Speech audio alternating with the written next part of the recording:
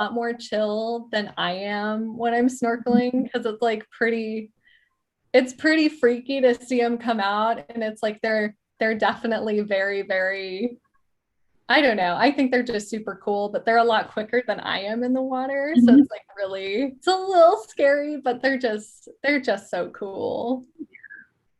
Pretty amazing. Hawaii is awesome. Yeah.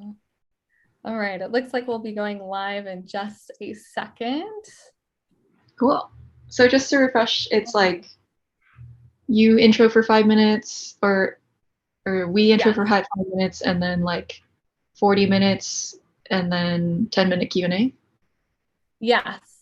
All right. So I think we are golden. We are good to go and we are live. So yeah, we'll be doing the 5-minute intro. Then we'll be doing about a 30-minute conversation, and then we'll be doing about 10 minutes of Q&A for the audience, which will be awesome. So to kick it off, welcome everyone. Thank you all for joining the 5th episode in the 2nd season of We at Bay Area's YouTube Live Q&A. I'm Torey Butner. I use she, her pronouns, and I'm currently a freelance illustrator in the Bay Area, and I volunteer with We at Bay Area.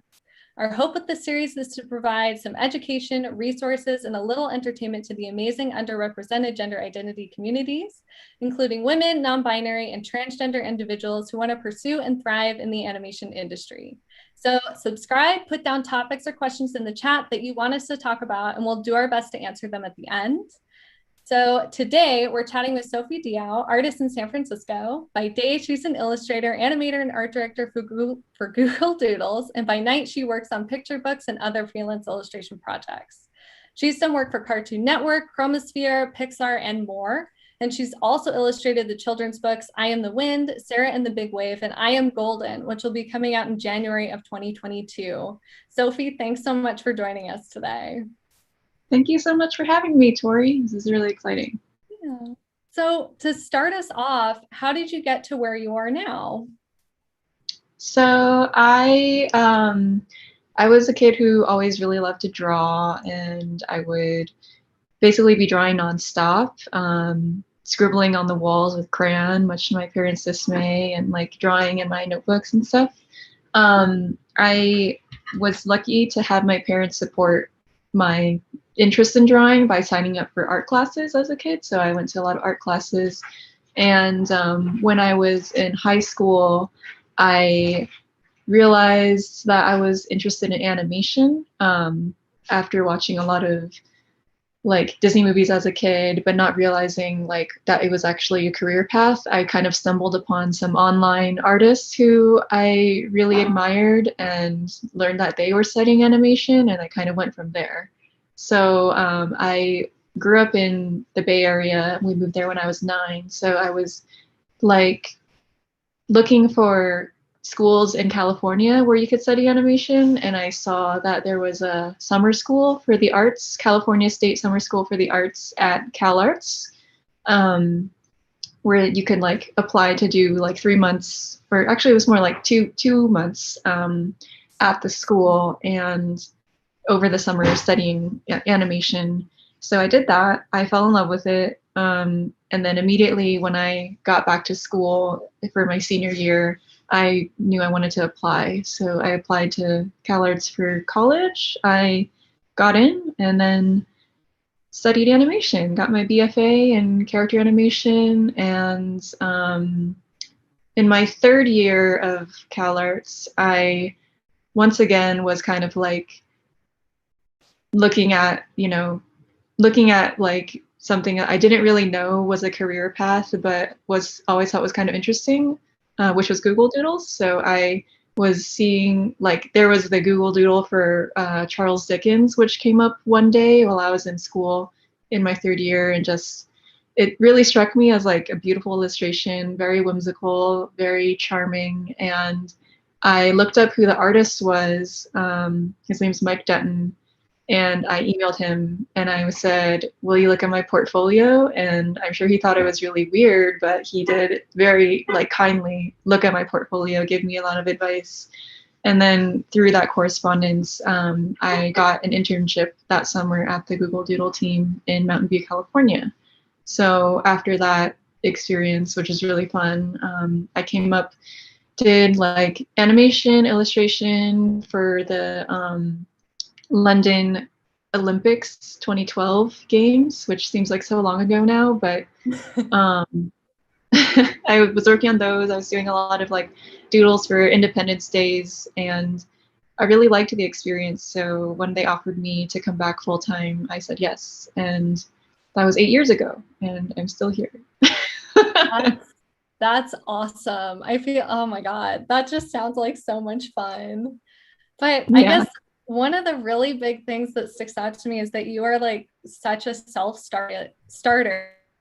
You like reach out all the time, and it's definitely, it sounds like it's paid off. So I was kind of wondering, like, do you have any tips for reaching out? Um, I think it's tough because I also am really shy and insecure.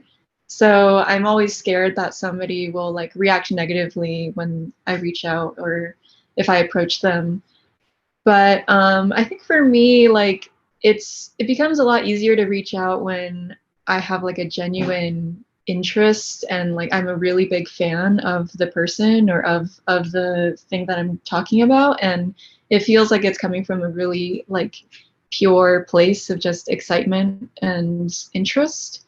So those are the points where I've reached out and it's really like panned out well for me, which I think speaks to like people can sense that you're really interested. They can sense that you have like something that connects deeply inside of you with the person you're talking to or with the thing that you're approaching them about. And the other thing I would say is just like be professional when you're emailing. Don't don't like write a ton and expect somebody to read all of it, and like just kind of like make sure you keep it short to the point because people are very busy, and if someone is interested they will write back and ask you for more. So those would be my two tips. Yeah, I love that. I wish I'd heard that like 4 or 5 years ago, because I definitely made every single one of those mistakes. It's yeah, it's I think that really that connection is definitely one of the best things to have, just because it's like you don't need to kind of find that common ground, you already have it. And that's really the key, I think. um okay, so moving on to your onto Google Doodles, like what are some of your favorite parts about your job? For me, I love the fact that it's always changing. Being there for 8 years, it's kind of crazy, like how different my job is from month to month, from year to year, and it's evolving at a very like quick pace, which I really like because we work on a lot of like shorter term projects, and it's a good mix of like just working on an illustration for something or working on an animated video or animated GIF or working on something that takes a lot longer, like an interactive game. And just being able to mix it up all the time, being able to like, not get bored because you're always kind of exploring a new style or like learning about something new. Um, that is like definitely a big part of what keeps me interested in my job. Another thing is just like being exposed to so many different people, historical events, like different cultures through this job because we do doodles for the whole world. It's really taught me a lot and like um, feels like I think I'm very good at trivia now as a result because I've learned so much trivia over the years of working on doodles. There's always some question that comes up in trivia where you're like, oh, I did a doodle for that, therefore I know the answer. I want So you it's on just my really trivia interesting. team. Yeah, it's just really interesting. You're always getting exposed to different topics and you can research them very deeply and learn new things. Yeah. Oh, that sounds awesome. So you grew as an artist and an illustrator and animator on the Google team, and you became an art director on the same team. So in kind of growing, how did you transition to your current art director role? Yeah, that's a good question because I never anticipated that I would become an art director. I was always more interested in like drawing and making the work on my own. But in 2017, we kind of started this push on our team to hire more freelancers to create Google Doodles, to kind of expand the people who are involved in the doodles and like help to make them a little bit more culturally relevant by hiring artists from different countries to do the doodles for those countries. And as part of that push, me and another art director on our team, Eric Nagler, we just we had to do I think 90 art directed illustrated doodles, and in a very short amount of time. I think it was like 3 or 4 months, just to kind of get it off the ground. And we were very like, I mean, Eric, my coworker, is like an experienced art director. He was an art directing at the New York Times. He's art directing at Medium, and having his like really helpful experience was good for me as somebody who's just starting off. And learning how to communicate with these people who were artists who were in different countries, in different time zones, like probably had never worked for Google before and probably would not be working for Google again very frequently because this was kind of a one-off illustration project.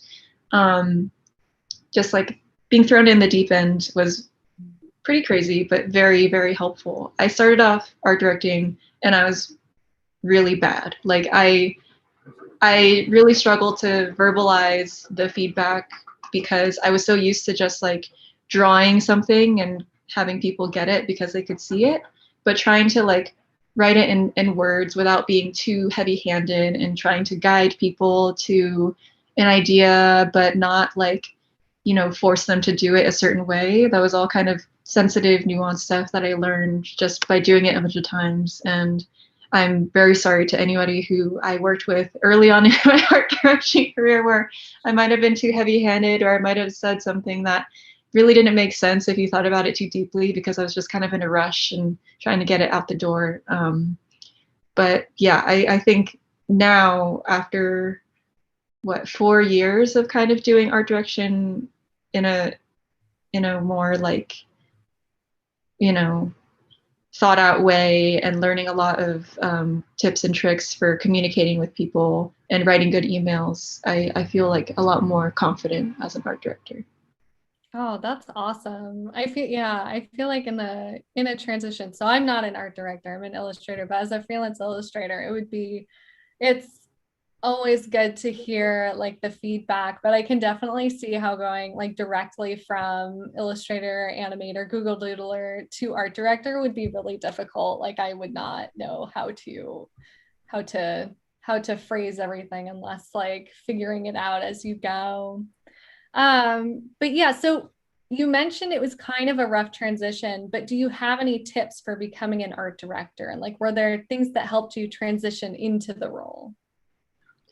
Yeah, I think it's for me, I was really grateful to have a more experienced art director to kind of bounce ideas off of and, you know, help me when I was feeling a little bit unsure of how to phrase something. Um, I think a big thing that I've noticed when I write feedback and or even just like communicate in general with any artist is being clear about just treating the artist like you would want to be treated if you were in their position, which is really important because it's a little bit sometimes it can be hard to remember that they are just waiting for you to get back to them, and they don't have the same context as you. So one thing I've noticed is I really find it helpful when I send something out, or like as a freelancer, I find it helpful when I send drafts out to my art director and they get back to me within a couple days or very quickly saying, I've gotten your draft. I will review it after I show it to these people. Like, don't worry, I'll get back to you soon. And that just feels really good to get that email, even if you're going to be waiting for a little bit, just to know that it's been received and it's not just in a void. So as an art director, I try to do that just over communicate, like, I got your thing, I will respond as soon as I can.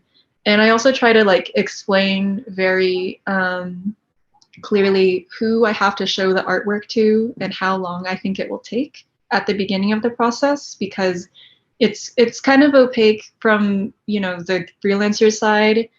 You know, they might not know how many hoops it has to go through, like for a doodle to reach the final stage. And it really reduces a lot of frustration when it's kind of explained beforehand and they know what to expect. So I would say over communicate as much as you can, even if you think it's like, you know, not necessary to spell something out, it can't hurt. Mm-hmm. Yeah, no, that sounds great. Honestly, as a freelancer, like that sounds incredible. Does that take like a ton of time though to like write all the extra information in an email? Because I feel like, and I've never done this before, but as like an art director, I feel like it would be a lot of even like the teeny things that are like it seems tiny, they add up. So like how do you manage that and make sure that it's not like cutting into anything else? Yeah, it helps to have systems in place that you rely on, or like resources that have been gathered separately, so you can share them out every time somebody's doing a doodle.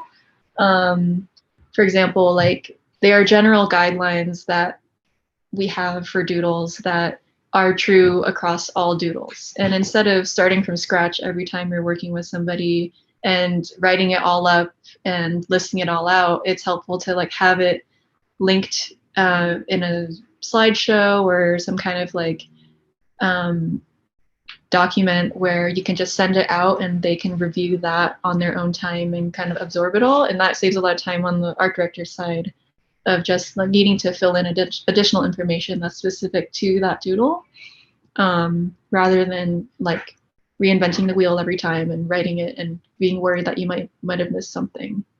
Yeah, no, that makes sense. I wish I had like my notepad. I'll just have to watch this later and write it all down. Well, that's really cool. So I guess you touched on this a little bit, but for leadership, what is your approach to leadership and what qualities do you think make a good leader? um, Leadership, I think, is I can speak to what I think is good in leaders that I've seen. I don't know that I necessarily exhibit these qualities, but I really appreciate when I'm working on a team with someone who's leading the project, when they're really clear, good at communicating, because it just saves a lot of time and frustration later on in the process. I love when people are encouraging and like going out of their way to reassure like the group, when it seems like something might be going awry. And that's something that I have tried to do when I've been leading a project that seems like it is sort of maybe falling apart in the middle and it's like messy, but you know it's gonna all come together in the end. And you just need to like remind people like it's going to come together in the end. It might look messy right now, but it will work out and we're all like going to be able to pull it off. I've loved when people are proactive about asking their teammates if they need any help or if they have any questions, because sometimes you don't really sometimes you might have a question when you're working on a team that you're not really sure how important it is or how much it warrants a separate conversation. But like as the lead, if you can open the door to those conversations and you can invite questions and you can invite conversation without making it the burden of the people you're working with to schedule time and discuss, that can be really helpful because it just like makes everyone more comfortable, makes people feel like no question is too small to ask, and I think just leads to a better rapport throughout the project. Yeah, that sounds like it makes it like a really seamless process. I wanted to say it sounds like for during the process, that sounds very much like the artistic freelancer process as well, where everything is kind of like crazy in the middle, but it's good. It would be good to have like a whole team to work on it together. Okay, so to finish up the Google Doodle section, do you have a favorite Google Doodle? Yes, I do. Well, the favorite one that I've made is the Earth Day doodle that I made this year. It was like a bunch of trees growing in a time lapse. It was about kind of like reforesting the earth and passing trees and nature on to the next generation. Um, in terms of like my favorite doodle ever, I can't decide because they're all amazing, and I think my teammates do a really, really good job of like always bringing something fresh to the table and inspiring me at every turn. Um, I I can't pick. Maybe the most recent ones that I really liked are the seasons doodles with the hedgehog going through different Oh like yeah, yeah, so cute. very very cute and very inspiring. Yeah. Mhm. Oh, that's awesome. Yeah, I love the Google Doodles. So getting to see different ones every day is always like a little, I don't even have to go looking for inspiration. It's already there. It's fantastic. Um, so I guess, so you are also freelancing on top of doing the Google Doodles, and you've done like so many books. Why do you freelance on top of working on the Google Doodle team? I I started out freelancing when I graduated from college, um, and I moved up to the Bay Area. I went to school at CalArts, which was located in Valencia, California, which is really close to LA. I studied animation, so everyone I went to school with basically stayed in LA, moved to LA proper, and started working in the animation industry.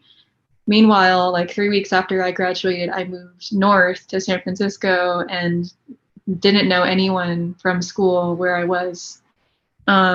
And that kind of made me feel like a little lonely, a little disconnected, and I wanted to freelance to keep one foot in the animation industry. So I was doing like background painting for Steven Universe and various other TV shows, some design work, working with Chromosphere, just trying to like maintain that connection through work and get a sense for what it was like to work at an animation studio, even though I was working at a tech company full time for my day job.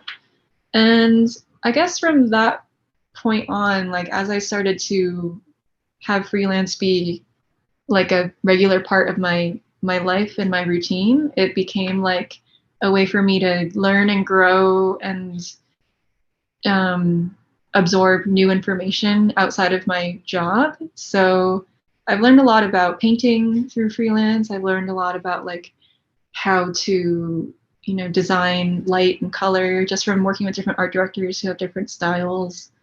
And I found it really helpful in like feeling like my career has a lot of well-rounded aspects to it and not like I just only do one thing, which is kind of important to me to feel like I have like different eggs in different baskets, I guess. And then for my picture books, I had always wanted to do picture books like ever since I was a kid. I just was obsessed with picture books, and I um, once I was like approached by literary agents to illustrate picture books or like write my own picture books, I just had like as a goal for myself to really get into that.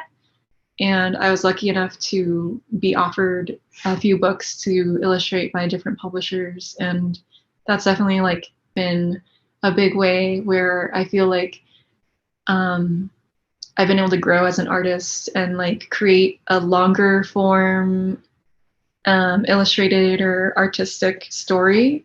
32 pages is not short.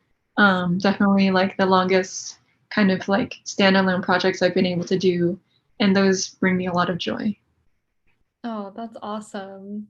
Yeah, I feel like children's books are definitely different than the animation industry and the tech industry, but it's really cool that you've gotten to work in and still work in all three. Because I definitely understand what you mean when you're saying like you get to try out like different things and are well-rounded. Like this is my first year as a freelance illustrator, and I've gotten to work on like a whole bunch of different projects. And it's like it's so rewarding.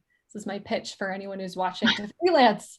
No, but yeah, so I guess one of the things I really wanted to ask you about was how you got into illustrating for children's books and like how like kind of that whole process and then how you came about like each book that you have illustrated or you're done illustrating I Am Golden, right? That one's Mhm. coming up. Yeah. Yeah. So I got into illustrating children's books, I think sort of as a result of doing a lot of doodles, like Google Doodles. Um, I can draw a direct line, I think, from the doodles that I did for Earth Day in 2016, which was 5 illustrations that rotated depending on like when you refreshed the page. And each of the illustrations was of a different biome on Earth. So tundra, desert, aquatic biome, grasslands, and what was the last one? Why am I blanking? Forest. Um, so each of those illustrations featured a different biome and one animal in that biome. And then 2 years later, I got an email from a publisher called Page Street who were looking for an illustrator to illustrate this book they'd acquired called I Am the Wind, which was basically the same concept of the wind traveling around the earth and seeing different landscapes and places on earth with one animal that was like the hero of each spread. So they had seen my doodles and that, you know, led them to approach me for the book. And I'm very grateful that I was able to like make that leap through that project because it's always like you never know how someone might like remember your work and like think of you later on. It took a couple years where I was like, you know, I had no idea that these were going to lead to anything, but like definitely it was interesting when they approached me. They were specifically calling out those doodles as like we remembered those, and that brought you to the top of our list. Um, for my second book, which is called Sarah and the Big Wave, which came out in May this year, the author actually had found my work through a repository called Women Who Draw, which is like a website where you can upload an illustration and kind of like have your name and your location and stuff underneath. And if somebody's looking for a female artist or someone who identifies as female, they can look through that repository and like just find, I think there are probably thousands of artists on there right now. But this author somehow found the drawing that I had done that I put up there like just on a whim like 6 years ago or something, and liked it enough where when the publisher asked her, do you have any ideas for who you want to illustrate your book, she said, yeah, I want Sophie to illustrate it. And then they approached me. So yeah, like another reason why like don't be afraid to just put your work out there because you never know. Like at first I was like, oh, this is like kind of a long shot. There's like thousands of people on this website. I don't think anyone will be able to like find my specific drawing, but it did work out. So I'm sure a lot of people have similar experiences. I feel like being And a then, self-starter. Oh, sorry. oh, I mean, yeah, it's true. It is sort of related to being a self-starter, but it's also just like that is like really low-hanging fruit. Like just uploading an image to a website, you don't have to talk to anyone. Like you don't have to do anything besides like 1 second of work. Like, yeah, good return on investment. Yeah, no kidding. And then the third book, I'm Golden. Um, came about because it was kind of like a confluence of current events and like me and the author kind of being on the same page in terms of like where our headspace was at the same time. So this book was written, I think, like end of last year, early this year, sometime during COVID. And the author had written this book about like self-love for Chinese American children and like celebrating differences and, you know, believing that, you know, your differences make you unique. And it was like as a response to the rise in anti-Asian violence that was happening starting in March 2020 and through now. Around the same time in March of this year, 2021, there were the shootings in Atlanta, and when I saw the news, I kind of read about it at night when they happened. I think it was like 8:30 or something at night when I read about it, and it was very, you know, obviously it's very shocking and it's very like disturbing. And I remember that I couldn't really fall asleep. I was kind of just like lying in bed.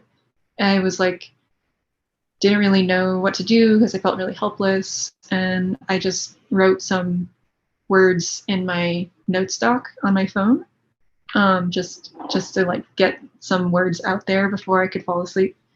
Then the next morning I woke up and I still was feeling kind of like this jittery, uneasy feeling. So I like just drew a comic that was based on those words that I had written the night before. And I did it in like an hour before I had to go to a meeting.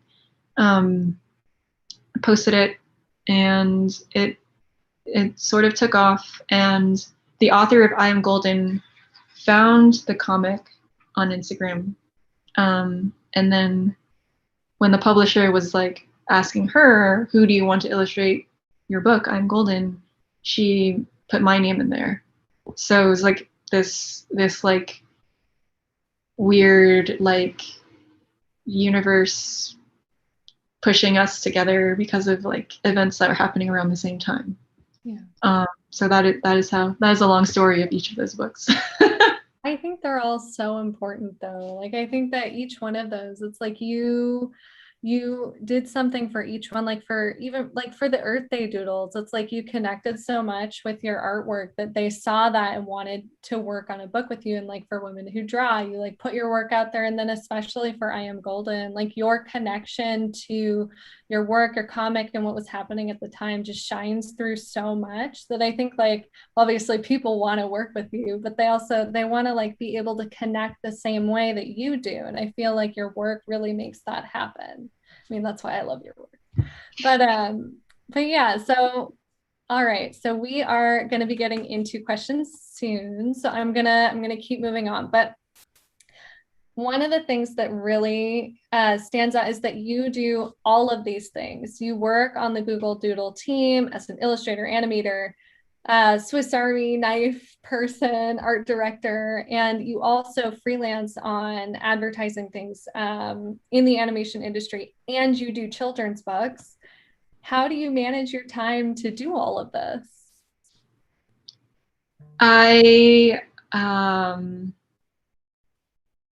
Well, I'm very lucky in that my hobby is working, or one of my hobbies. Like I really like to keep myself busy. I really enjoy the process of like thinking of something to drawing it, and kind of like delivering it. I feel like the process of delivering something gives me a lot of joy and like satisfaction. And I think like it's been tough to find a balance between like personal work and freelancing, because my personal work time has kind of been like subsumed by like the time that I would need to spend working on freelance if I want to get it done. But I've been very lucky in that I have been offered projects that are very close to what I would be drawing normally if I were just doing them on my own. So for better for worse, like a lot of the work that I do that is paid for is kind of like, you know, it has a lot of me in it. And I know some artists will say that it's good to separate those things because you don't want to like completely give yourself over to like a commercial enterprise, or you know, you don't want to like lose the thing that makes your voice unique. But I so far have found it like helpful in that I feel like I have a lot of strong voice in whatever I end up doing, and whatever like somebody approaches me with a project, like I feel like I have a lot of like emotion and passion that I'm able to put into it. I think in terms of just like keeping your schedule, you know, not too crazy.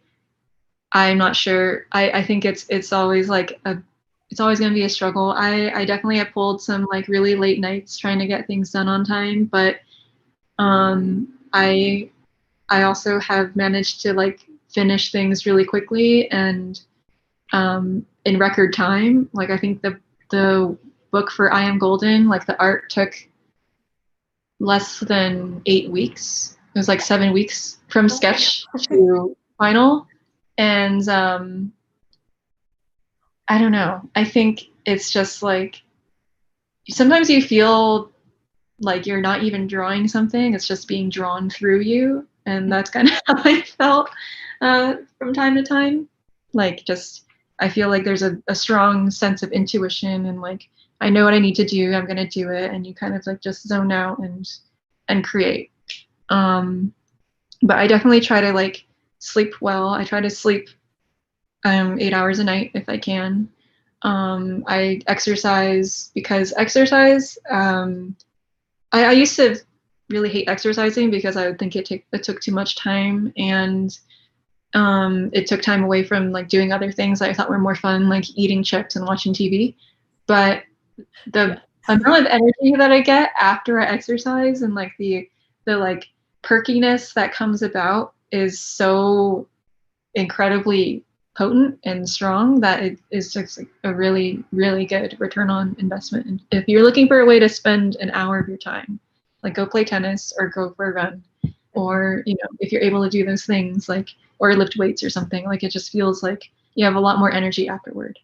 Um, yeah, I don't know. It's always going to be hard. I think everyone will have like their own kind of ways to fit everything into their life, and I've kind of sacrificed like hanging out with people sometimes to try to get things done, but I think of things as like long-term phases and not like, did I hang out with someone this week, did I hang out with like someone today, but like, am I keeping a good relationship with people over a long period of time? Because the long waves are like when you can kind of really see the balance in your life. At least that's how I've kind of noticed for myself. I love that. I think it's also like especially for friends, like friends who really want to support you, like want to see you do really well. And then of course, like I always love it when my friends put something out because I'm like, I'm gonna go buy it and see it. And it's yeah, I think that's just such an important thing. Um, I guess, do you think it's important to have hobbies outside of work and exercise, like just little extra things?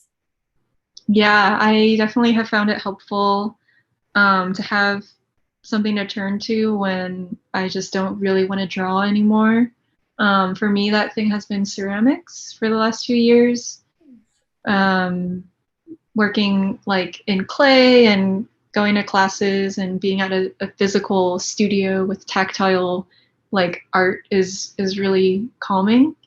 Um, Even just for like exposing yourself to a new type of creative person, because I think there's like a lot of really um, good things that happen when you like get out of your comfort zone and you meet people who like live in your neighborhood or like live in your city who are all interested in, like, for example, ceramics for different reasons, but they might not have all gone to like art school or animation school, and they might be like from different backgrounds, and you have another thing that kind of brings you closer to different types of people. I think that's been really, really interesting and helpful for me. Um, I also like to cook because it's like a hobby, but you get something delicious at the end of it. It's just really fun. So it feels like, you know, if I cook something really unhealthy and then I eat it, it feels better than if I just bought something really unhealthy. So there's like that like kind of rewarding aspect to it too. But yeah, I definitely think like having some way to spend your time that is not directly related to how you earn money is really important, just to like make sure your self-worth isn't all tied up in like, you know, what is my career and how often are people approaching me with projects. And yeah, just being able to separate some of that a little bit is really good. Yeah, that's awesome. I think especially as a new freelancer, it's hard to like figure that balance out. So I'm also starting to get into cooking. My hobby used to be eating my partner's food that they made, but now I actually have started cooking and baking, which is super rewarding. All right. So let's go ahead and jump into our audience questions. We've got about five, and we have about 5 minutes left. So let's do this. All right. So first question: what tips do you have for breaking into children's literature? I'll share some tips that I was told, and then some tips that I've like noticed work for me. I was told at various times to join SCBWI, yeah, which is a society for children's books writers and illustrators.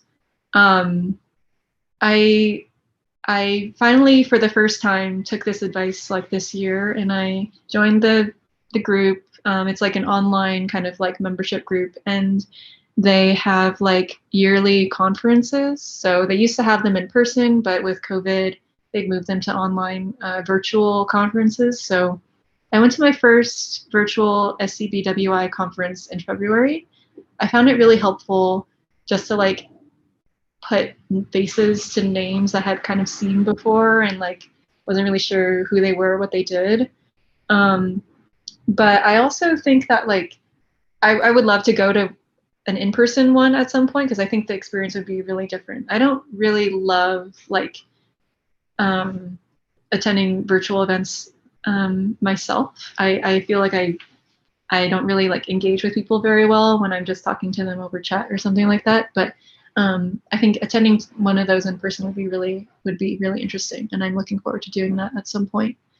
Another thing I was told as advice is to draw a lot of kids and have a lot of kids in your portfolio, which seems like obviously it seems like very, very like obvious. Like it's like, of course, children's books, they have kids in them, draw kids.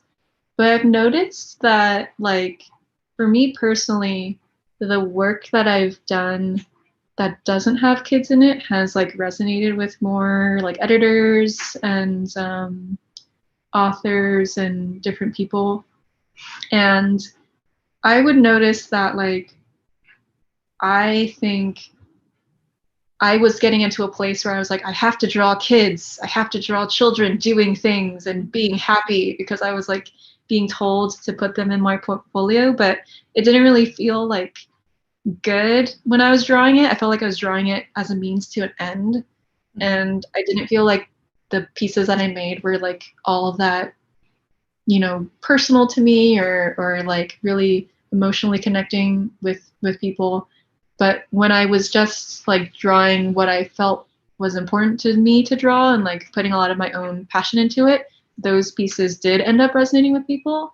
And I would say if you can like keep the advice in mind, like have kids in your portfolio, but like not lose sight of like what you love to draw and like what you love to do separate from that and like try to find a way to like marry the two ideas in a way that feels good to you still. That would be my slightly altered advice, because I think it's more important that people see you really connect emotionally with what you've drawn, and they can see like a story in it that is genuine and they would want to see more of.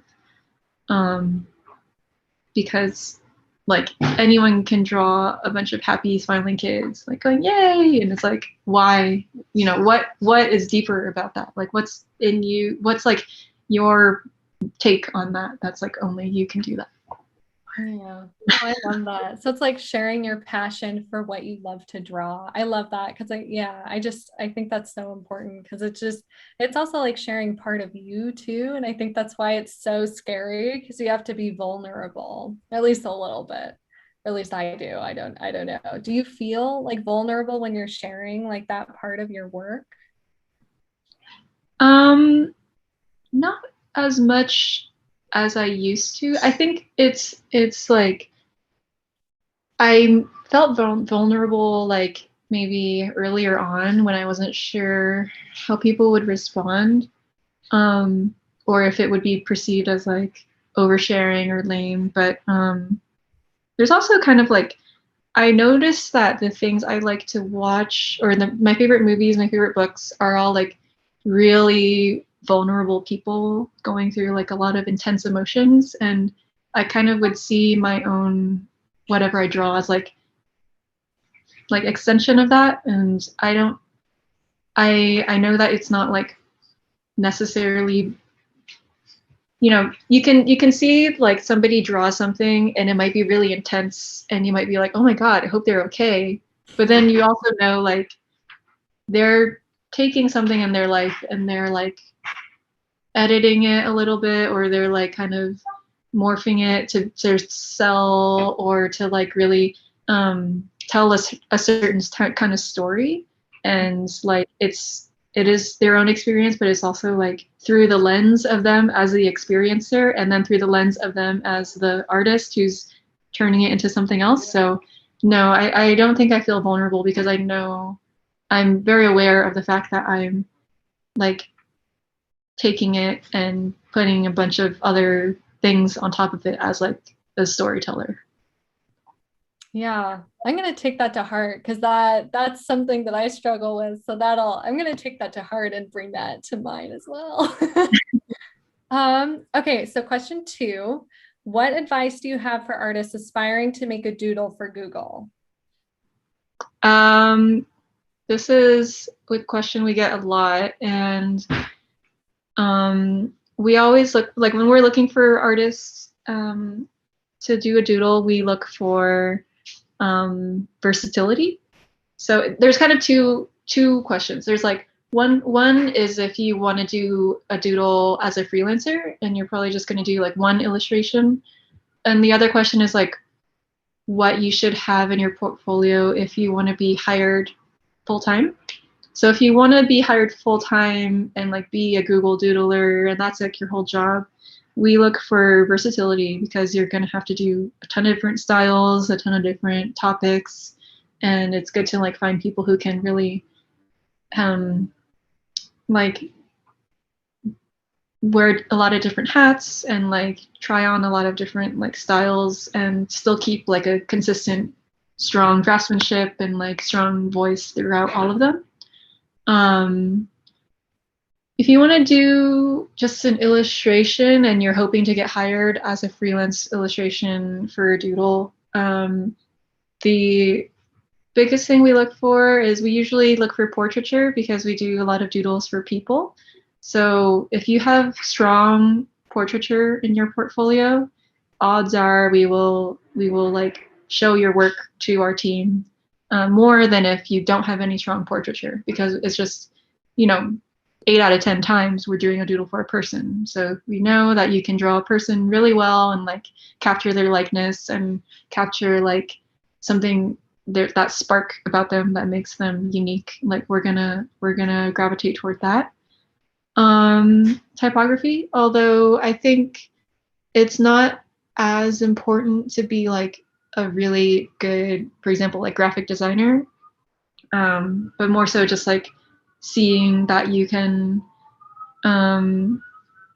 like take like a composition and like maybe add some text to it, and in a way that doesn't feel like shoehorned in or like kind of awkward, like feel like you can make a cohesive piece that is integrating like letters and art and like people or a scene, which is actually kind of rare. Like people don't normally draw illustrations that look like Google Doodles just for fun, because you aren't often needing to put a word into your illustration. So it's not like we want you to suddenly put like words in your illustrations to get noticed, but just like seeing that like you have the potential to be flexible in your compositions and to make it look, you know, cohesive and yeah. What was the other thing I was going to say? I think the color palette is really important, because you know, we usually do doodles and they're all like in color, and they have like, you know, we have the logo colors, red, blue, green, and yellow. And like if we can see there's like you have a vibrant sense of color, or you have like a way of stylizing color that feels really nice and not garish, that's going to be really important, because it's really easy to look garish when you're using red, yellow, blue, and green and just like throwing it together. So it's like, can you use a lot of different colors and have it feel like, you know, you're not just like slapping a bunch of colors together, but you're actually like methodically kind of like feeling it out, and like it works as a piece. And yeah, I think those would be things that we look for in a portfolio. Well, let me just go change up my portfolio real quick. All right. So the third question I know is actually, from my experience, I know is like actually a little bit fluid, but how long is the general timeline to begin and complete a children's book? And I'm going to add in a traditional publishing setting to that one. Yeah. I My experience is it's usually around like 6 months, sometimes longer if the like publishing dates can be kind of like fluid, so they can sometimes be pushed back by a publishing season, so like pushed back by 3 months or something, in which case you have a little bit more time. But I've normally gotten 6 months to work from start to finish on a children's book. So that would be like you have maybe 3 weeks to work on sketches, and then you send it off for notes. And notes always takes a lot of time in publishing, because it has to go through a lot of rounds of feedback, and different teams have to look at it and approve it. So we have like the art director and the editor, but you also have the like sales team and the marketing team who look at it, and they also give their feedback. And then once you have like the sketches kind of finalized, you would go into rounds of making the final art. And they usually will want to see like a sample first before you just go straight into painting everything, because they want to know like, what is it going to look like? How are you going to like design this character? Like what colors are you going to use? Or like what kind of, what textures and what level of rendering. So they ask for a sample spread normally, and then that would be the first thing that you do. And once that is all approved, you can go straight into the final art. And that has usually been, I think I've been given like around 3 to 4 months for final art. And then at the end, there's always like a few more revisions and things tacked on. And then there's also like in the interim, you're working on the cover. So you're sketching the cover, that all has to get approved. And then like designing the jacket for the book, and like making sure that it resonates with people. And sometimes the cover can shift as you're finishing up the final art, because the cover has to like tell the whole story of the book, and you don't really know what the whole book is going to be until you're really done. So there can always be little tweaks and stuff. But I've usually experienced like 6 to 8 months. Okay, awesome. Yeah, I'm mostly in the self-publishing business right now, so traditional is like a mystery. All right, so this next question is the second to last question, and I'm not sure if you can answer. It's about the Google Doodle team. They're asking, how big is the Google Doodle team and what are the different in-house roles? And if you can't, we can just skip on to the next one. Yeah, I can answer this question. We have 10 artists on our team. I think we have around 10 artists who are full-time on the team. Within that 10 people, we have like, I mean, everyone can kind of do everything. Like that's kind of the nature of the job. But we have people who are more illustrators, people who are more animators, people who are like maybe more in the storytelling side, and like you can kind of like go in between roles as you work on different doodles. On top of that, we have like 4 full-time art directors who also sometimes do doodles, like when they need to, like illustrate their own doodles. Um, and then outside of the like art team, we have a couple of user experience designers who help us with like, you know, for making, for example, making interactive games or interactive doodles. They'll help us with like how should everything be laid out so that it makes sense when you're just approaching this thing from scratch and you have no idea what it is, and just like making sense of everything and making sure it all like works from a design point of view, which is actually like very difficult and something that we as illustrators don't really have a lot of training in. Yeah. And then outside of that, even more, there's like 8, maybe 8 or 10 engineers. It's been a while since I've like done a count of everyone, but they will do like all of the infrastructure for how doodles like get out there, and also like the coding for games, interactivity, like anything like that. And then we have like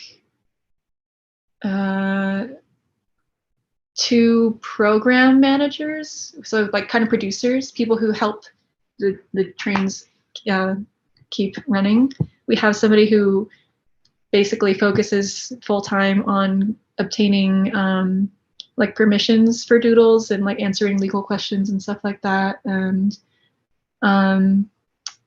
we have 2 marketers, or three marketers who do like amplification for doodles and like all of that good stuff. And yeah, it's just like quite a lot of people once you get down to it. Yeah. Yeah, well, that's really cool. I didn't realize how large the Google Doodle team was, but yeah, it makes sense after you explained it. All right. Last question. Do you have tips for making your art shine?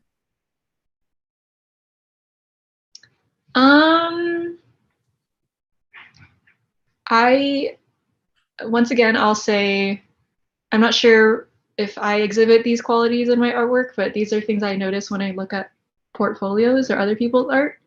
I really gravitate toward gesture, like strong gesture and strong like human emotion in like a person's face or a person's body, or how they're posed, or what they look like.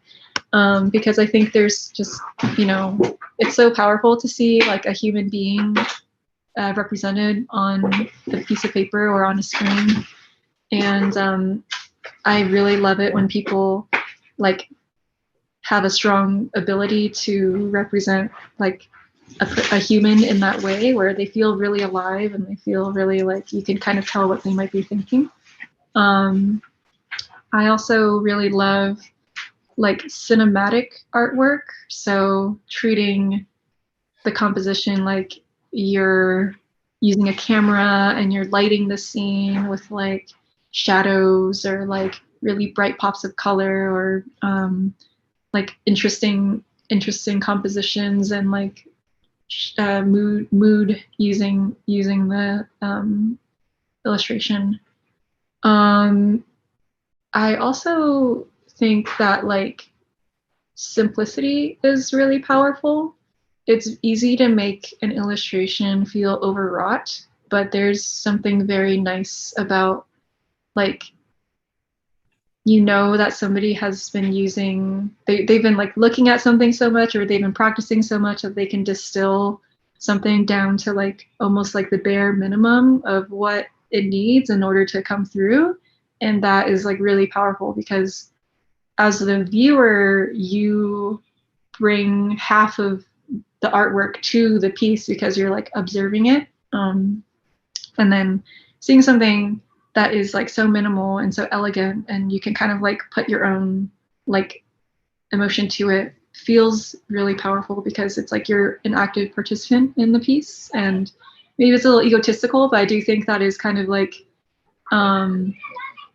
a way in which a portfolio shines, where it's like, oh, I really resonate with that thing. I really feel, you know, that this is reaching out to me as a viewer and engaging with me. And so when there's that kind of like back and forth between you and the thing that you're looking at is very special.